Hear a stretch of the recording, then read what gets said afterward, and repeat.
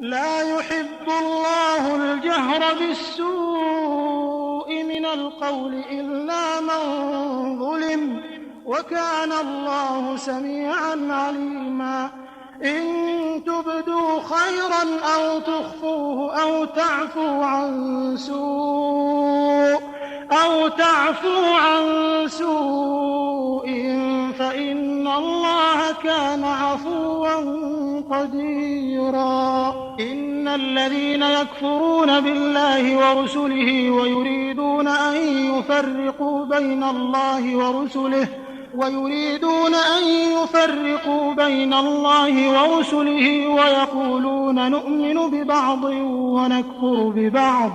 ويريدون أن يتخذوا بين ذلك سبيلا، أولئك هم الكافرون حقا، وأعتدنا للكافرين عذابا مهينا. والذين آمنوا بالله ورسله ولم يفرقوا بين أحد منهم أولئك سوف يؤتيهم أجورهم، وكان الله غفورا رحيما. يسألك أهل الكتاب أن تنزل عليهم كتابا من السماء، فقد سألوا موسى أكبر من ذلك فقالوا أرنا الله جهرة، فأخذتهم الصاعقة بظلمهم ثم اتخذوا العجل من بعد ما جاءتهم البينات، فعفونا عن ذلك وآتينا موسى سلطانا مبينا. ورفعنا فوقهم الطور بميثاقهم وقلنا لهم ادخلوا الباب سجدا وقلنا لهم لا تعدوا في السبت وأخذنا منهم ميثاقا غليظا. فبما نقضهم ميثاقهم وكفرهم بآيات الله وقتلهم الأنبياء بغير حق وقولهم قلوبنا غلف، بل طبع الله عليها بكفرهم فلا يؤمنون إلا قليلا. وبكفرهم وقولهم على مريم بهتانا عظيما، وقولهم إنا قتلنا المسيح عيسى ابن مريم رسول الله وما قتلوه وما صلبوه ولكن شبه لهم، وإن الذين اختلفوا فيه لفي شك منه ما لهم به من علم إلا اتباع الظن وما قتلوه يقينا، بل رفعه الله إليه وكان الله عزيزا حكيما. وإن من أهل الكتاب إلا ليؤمنن به قبل موته ويوم القيامة يكون عليهم شهيدا. فبظلم من الذين هادوا حرمنا عليهم طيبات أحلت لهم وبصدهم عن سبيل الله كثيرا وأخذهم الربا وقد نهوا عنه وأكلهم أموال الناس بالباطل وأعتدنا للكافرين منهم عذابا أليما. لكن الراسخون في العلم منهم والمؤمنون يؤمنون بما أنزل إليك وما أنزل من قبلك والمقيمين الصلاة والمؤتون الزكاة والمؤمنون بالله واليوم الآخر أولئك سنؤتيهم أجرا عظيما. إنا أوحينا إليك كما أوحينا إلى نوح والنبيين من بعده وأوحينا إلى إبراهيم وإسماعيل وإسحاق ويعقوب والأسباط وعيسى وأيوب ويونس وهارون وسليمان وآتينا داود زبورا ورسلا قد قصصناهم عليك من قبل ورسلا لم نقصصهم عليك وكلم الله موسى تكليما. رسلا مبشرين ومنذرين للناس على الله حجة بعد الرسل وكان الله عزيزا حكيما لكن الله يشهد بما أنزل إليك أنزله بعلمه والملائكة يشهدون وكفى بالله شهيدا إن الذين كفروا وصدوا عن سبيل الله قد ضلوا ضلالا بعيدا إن الذين كفروا وظلموا لم يكن الله ليغفر لهم ولا ليهديهم طريقا إلا طريق جهنم خالدين فيها أبدا وكان ذلك على الله يسيرا يا أيها الناس قد جاءكم الرسول بالحق من ربكم فآمنوا خيرا لكم وإن تكفروا فإن لله ما في السماوات والأرض وكان الله عليما حكيما يا أهل الكتاب لا تغلوا في دينكم ولا تقولوا على الله إلا الحق إنما المسيح عيسى ابن مريم رسول الله وكلمته ألقاها إلى مريم وروح منه فآمنوا بالله ورسله ولا تقولوا ثلاثة انتهوا خيرا لكم إنما الله إله واحد سبحانه أن يكون له ولد له ما في السماوات وما في الأرض وكفى بالله وكيلا لن يستنكف المسيح أن يكون عبدا لله ولا الملائكة المقربون ومن يستنكف عن عبادته ويستكبر فسيحشرهم إليه جميعا فأما الذين آمنوا وعملوا الصالحات فيوفيهم أجورهم ويزيدهم من فضله وأما الذين استنكفوا واستكبروا فيعذبهم عذابا أليما ولا يجدون لهم من دون الله وليا ولا نصيرا يا أيها الناس قد جاءكم برهان من ربكم وأنزلنا إليكم نورا مبينا فأما الذين آمنوا بالله واعتصموا به فسيدخلهم في رحمة منه وفضل ويهديهم إليه صراطا مستقيما يستفتونك قل الله يفتيكم في الكلالة إن امرؤ هلك ليس له ولد وله أخت فلها نصف ما ترك وهو يرثها إن لم يكن لها ولد فإن كانت اثنتين فلهما الثلثان مما ترك وإن كانوا إخوة رجالا ونساء فللذكر مثل حظ الأنثيين يبين الله لكم أن تضلوا والله بكل شيء عليم بسم الله الرحمن الرحيم يا أيها الذين آمنوا أوفوا بالعقود أحلت لكم بهيمة الأنعام إلا ما يتلى عليكم غير محل الصيد وأنتم حرم إن الله يحكم ما يريد يا أيها الذين آمنوا لا تحلوا شعائر الله ولا الشهر الحرام ولا الهدي ولا القلائد ولا آمين البيت الحرام يبتغون فضلا من ربهم ورضوانا وإذا حللتم فاصطادوا ولا يجرمنكم شنآن قوم أن صدوكم عن المسجد الحرام أن تعتدوا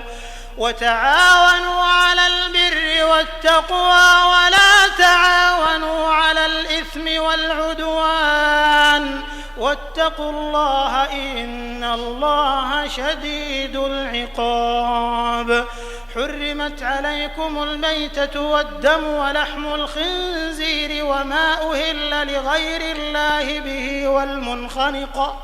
والمنخنقة والموقوذة والمتردية والنطيحة وما أكل السبع إلا ما ذكيتم وما ذبح على النصب وأن تستقسموا بالأزلام ذلكم فسق. اليوم يئس الذين كفروا من دينكم فلا تخشوهم واخشون. اليوم أكملت لكم دينكم وأتممت عليكم نعمتي ورضيت لكم الإسلام دينا فمن اضطر في مخمصة غير متجانف لإثم فإن الله غفور رحيم. يسألونك ماذا أحل لهم قل أحل لكم الطيبات وما علمتم من الجوارح مكلبين تعلمونهن مما علمكم الله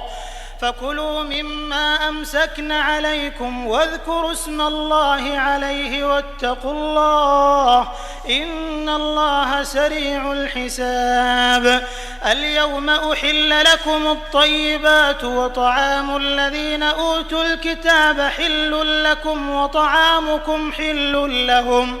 والمحصنات من المؤمنات والمحصنات من الذين أوتوا الكتاب من قبلكم إذا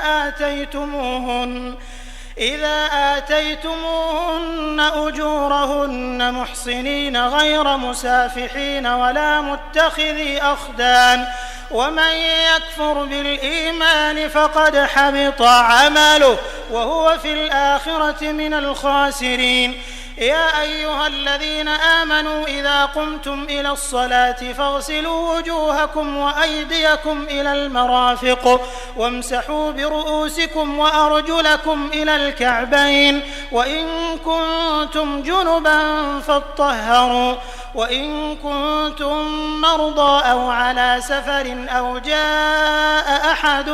منكم من الغائط أو لامستم النساء فلم تجدوا ماء فتيمموا صعيدا طيبا فامسحوا بوجوهكم وأيديكم منه ما يريد الله ليجعل عليكم من حرج ولكن يريد ليطهركم وليتم نعمته عليكم لعلكم تشكرون. واذكروا نعمة الله عليكم وميثاقه الذي واثقكم به إذ قلتم سمعنا وأطعنا واتقوا الله إن الله عليم بذات الصدور. يا أيها الذين آمنوا كونوا قوامين لله شهداء بالقسط ولا يجرمنكم شنآن قوم على ألا تعدلوا اعدلوا هو أقرب للتقوى واتقوا الله إن الله خبير بما تعملون. وعد الله الذين آمنوا وعملوا الصالحات لهم مغفرة وأجر عظيم والذين كفروا وكذبوا بآياتنا أولئك أصحاب الجحيم. يا أيها الذين آمنوا اذكروا نعمة الله عليكم إذ هم قوم أن يبسطوا إليكم أيديهم فكف أيديهم عنكم واتقوا الله وعلى الله فليتوكل المؤمنون. ولقد أخذ الله ميثاق بني إسرائيل وبعثنا منهم 12 نقيبا وقال الله إني معكم لئن أقمتم الصلاة وآتيتم الزكاة وآمنتم برسلي وعزرتموهم وأقرضتم الله قرضا حسنا لأكفرن عنكم سيئاتكم ولأدخلنكم جنات تجري من تحتها الأنهار فمن كفر بعد ذلك منكم فقد ضل سواء السبيل فبما نقضهم ميثاقهم لعناهم وجعلنا قلوبهم قاسية يحرفون الكلم عن مواضعه ونسوا حظا مما ذكروا به ولا تزال تطلع على خائنة منهم إلا قليلا منهم فاعف عنهم واصفح إن الله يحب المحسنين. ومن الذين قالوا إنا نصارى أخذنا ميثاقهم فنسوا حظا مما ذكروا به فأغرينا بينهم العداوة والبغضاء إلى يوم القيامة وسوف ينبئهم الله بما كانوا يصنعون. يا أهل الكتاب قد جاءكم رسولنا يبين لكم كثيرا مما كنتم تخفون من الكتاب ويعفو عن كثير قد جاءكم من الله نور وكتاب مبين يهدي به الله من اتبع رضوانه سبل السلام ويخرجهم من الظلمات إلى النور بإذنه ويهديهم إلى صراط مستقيم. لقد كفر الذين قالوا إن الله هو المسيح ابن مريم قل فمن يملك من الله شيئا إن أراد أن يهلك المسيح ابن مريم وأمه ومن في الأرض جميعا ولله ملك السماوات والأرض وما بينهما يخلق ما يشاء والله على كل شيء قدير. وقالت اليهود والنصارى نحن أبناء الله وأحباؤه قل فلم يعذبكم بذنوبكم بل أنتم بشر ممن خلق يغفر لمن يشاء ويعذب من يشاء ولله ملك السماوات والأرض وما بينهما وإليه المصير.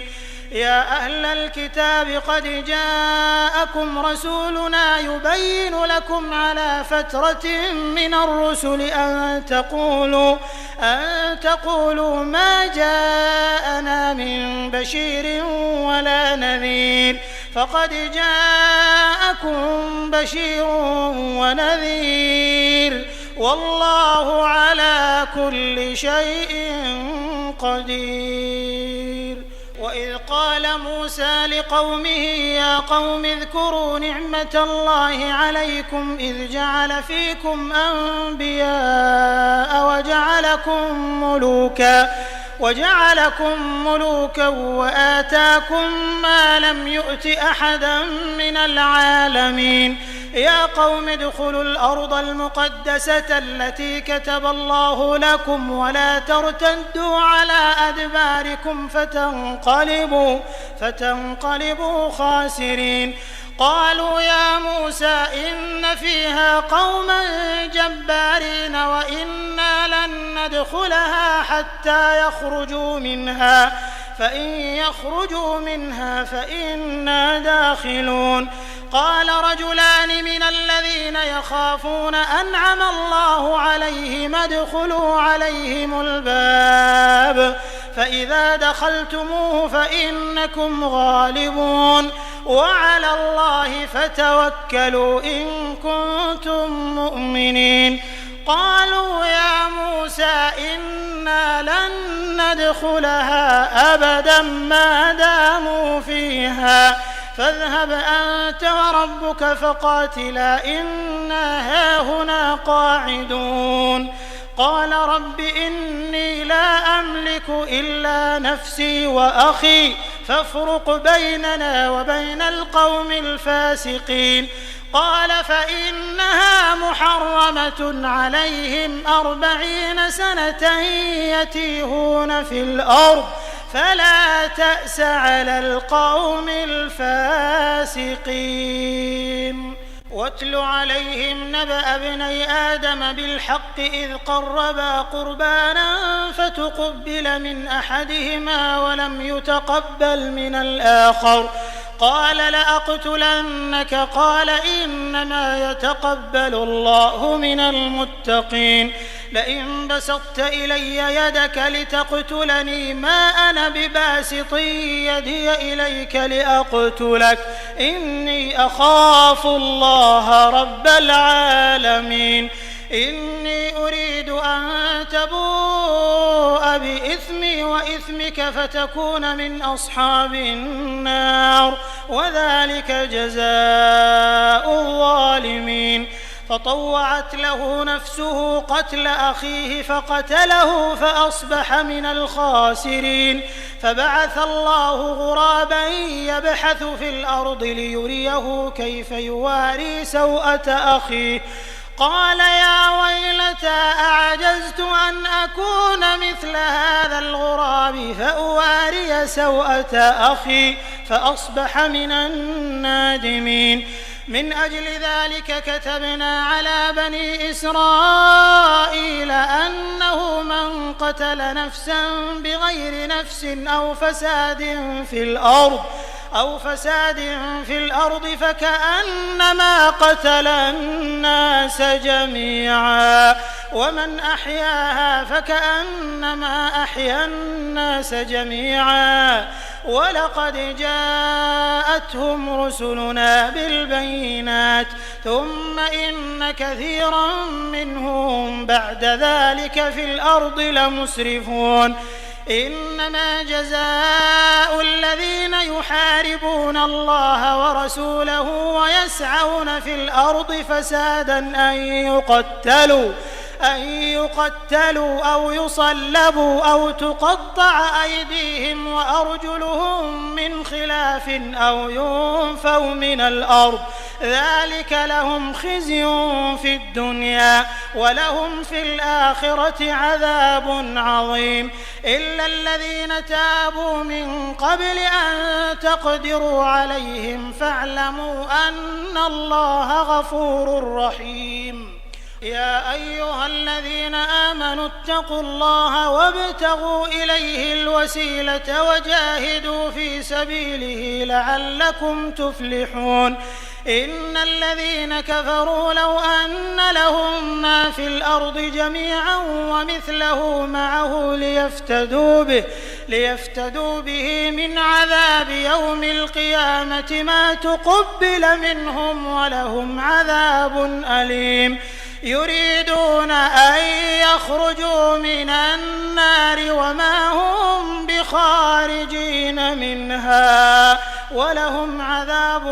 مقيم. والسارق والسارقة فاقطعوا أيديهما جزاء بما كسبا نكالا من الله والله عزيز حكيم. فمن تاب من بعد ظلمه وأصلح فإن الله يتوب عليه إن الله غفور رحيم. ألم تعلم أن الله له ملك السماوات والأرض يعذب من يشاء ويغفر لمن يشاء والله على كل شيء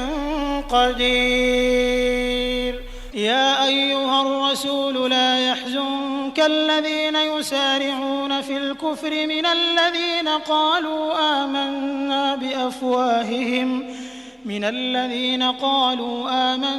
بأفواههم ولم تؤمن قلوبهم ومن الذين هادوا سماعون للكذب سماعون لقوم آخرين لم يأتوك يحرفون الكلم من بعد مواضعه يقولون إن أوتيتم هذا فخذوه وإن لم تؤتوه فاحذروا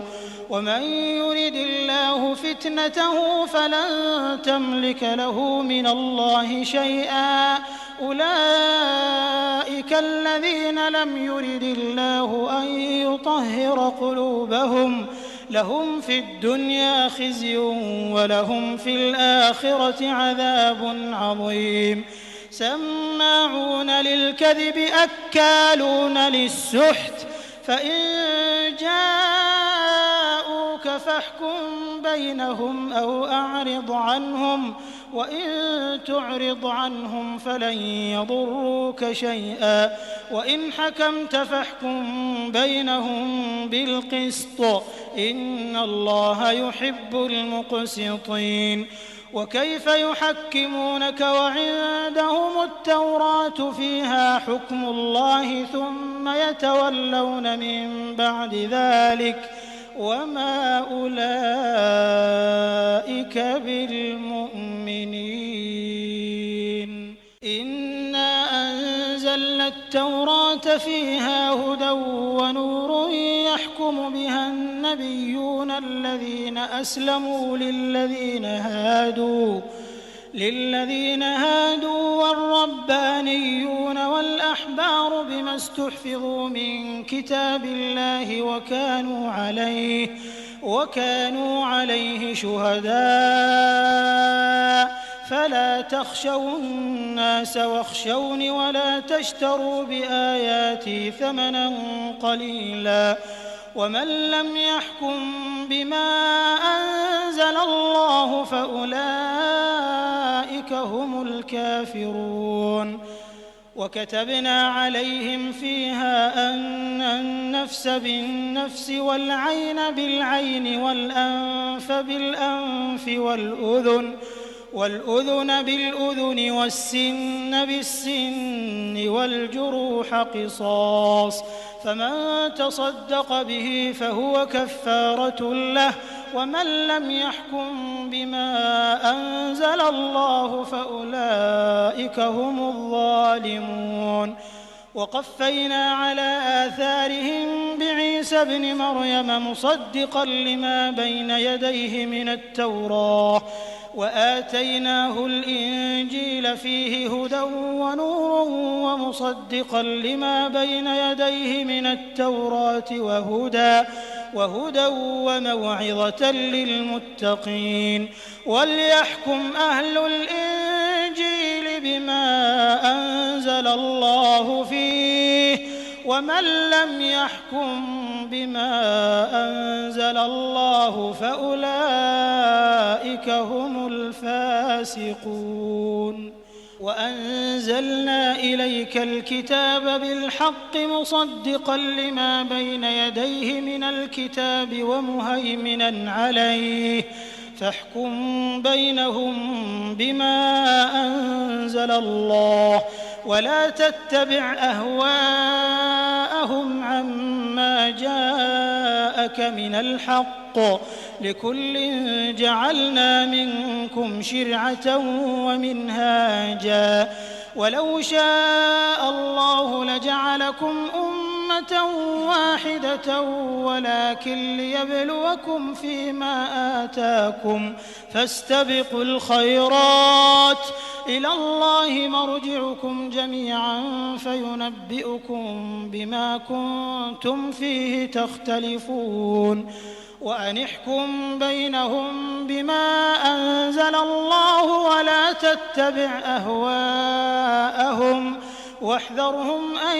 يفتنوك عن بعض ما أنزل الله إليك فإن تولوا فاعلم أنما يريد الله أن يصيبهم ببعض ذنوبهم وإن كثيرا من الناس لفاسقون أفحكم الجاهلية يبغون ومن أحسن من الله حكما لقوم يوقنون يا أيها الذين آمنوا لا تتخذوا اليهود والنصارى أولياء بعضهم أولياء بعض ومن يتولهم منكم فإنه منهم إن الله لا يهدي القوم الظالمين فترى الذين في قلوبهم مرض يسارعون فيهم يقولون نخشى أن تصيبنا دائرة فعسى الله أن يأتي بالفتح أو أمر من عنده فيصبحوا على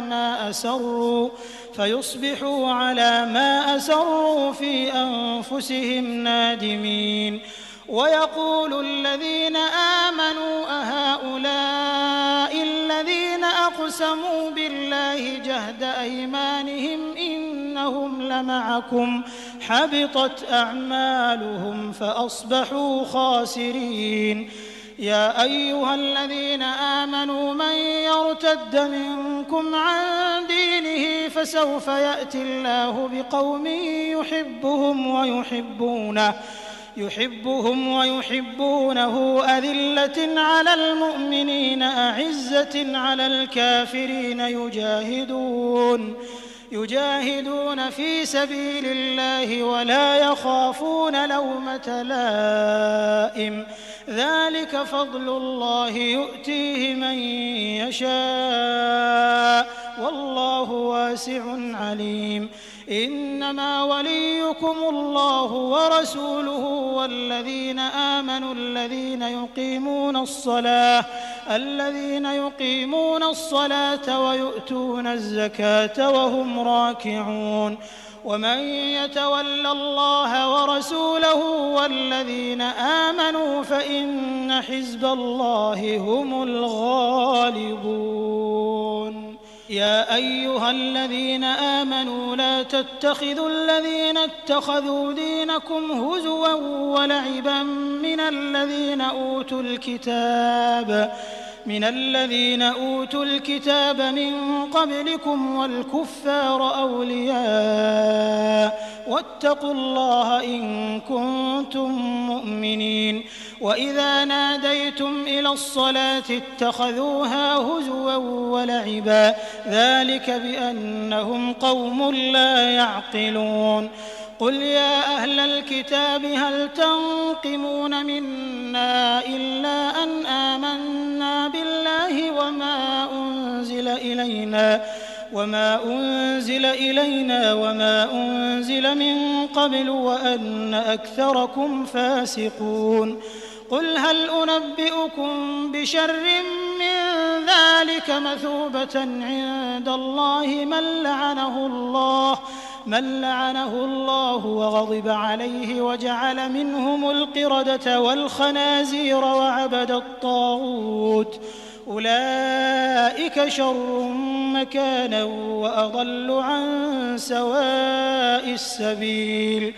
وإذا جاءوكم قالوا آمنا وقد دخلوا بالكفر وهم قد خرجوا به والله أعلم بما كانوا يكتمون وترى كثيرا منهم يسارعون في الإثم والعدوان وأكلهم السحت لبئس ما كانوا يعملون لولا ينهاهم الربانيون والأحبار عن قولهم الإثم وأكلهم السحت لبئس ما كانوا يصنعون وقالت اليهود يد الله مغلولة غلت أيديهم ولعنوا بما قالوا بل يداه مبسوطتان ينفق كيف يشاء وليزيدن كثيرا منهم ما أنزل إليك من ربك طغيانا وكفرا وألقينا بينهم العداوة والبغضاء إلى يوم القيامة كلما أوقدوا نارا للحرب أطفأها الله ويسعون في الأرض فسادا والله لا يحب المفسدين ولو أن أهل الكتاب آمنوا واتقوا لكفرنا عنهم سيئاتهم ولأدخلناهم جنات النعيم ولو أنهم أقاموا التوراة والإنجيل وما أنزل إليهم من ربهم لأكلوا من فوقهم ومن تحت أرجلهم منهم أمة مقتصدة وكثير منهم ساء ما يعملون. يا أيها الرسول بلغ ما أنزل إليك من ربك وإن لم تفعل فما بلغت رسالته والله يعصمك من الناس إن الله لا يهدي القوم الكافرين. قل يا أهل الكتاب لستم على شيء حتى تقيموا التوراة والإنجيل وما أنزل إليكم من ربكم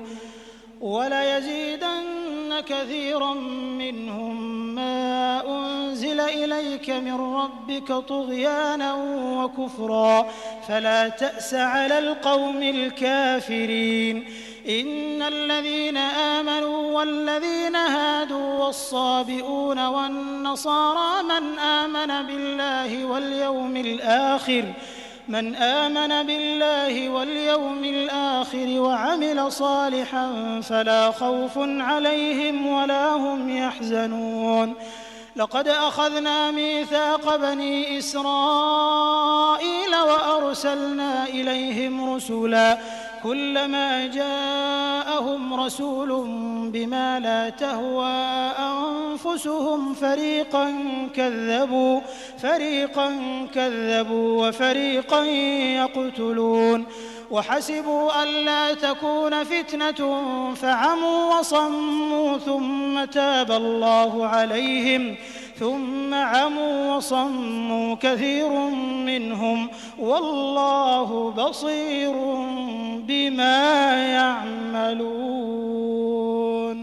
لقد كفر الذين قالوا إن الله هو المسيح ابن مريم وقال المسيح يا بني إسرائيل اعبدوا الله ربي وربكم إنه من يشرك بالله فقد حرم الله عليه الجنة ومأواه النار وما للظالمين من أنصار. لقد كفر الذين قالوا إن الله ثالث ثلاثة وما من إله إلا إله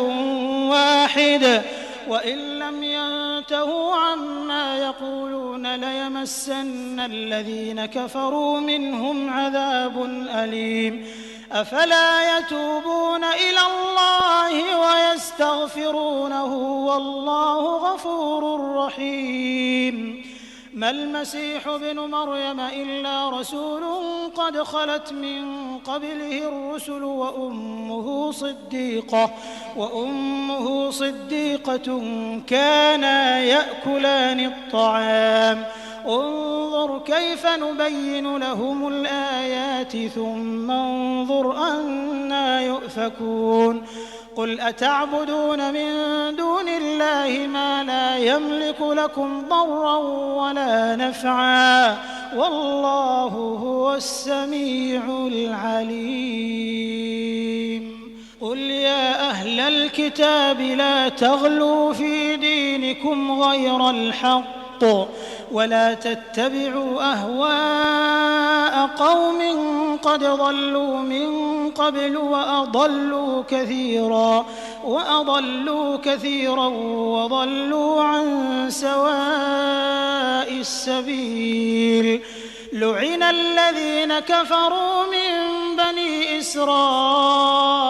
على لسان داود وعيسى بن مريم ذلك بما عصوا وكانوا يعتدون. كانوا لا يتناهون عن منكر فعلوه لبئس ما كانوا يفعلون ترى كثيرا منهم يتولون الذين كفروا لبئس ما قدمت لهم أنفسهم أن سخط الله عليهم وفي العذاب هم خالدون ولو كانوا يؤمنون بالله والنبي وما أنزل إليه ما اتخذوهم أولياء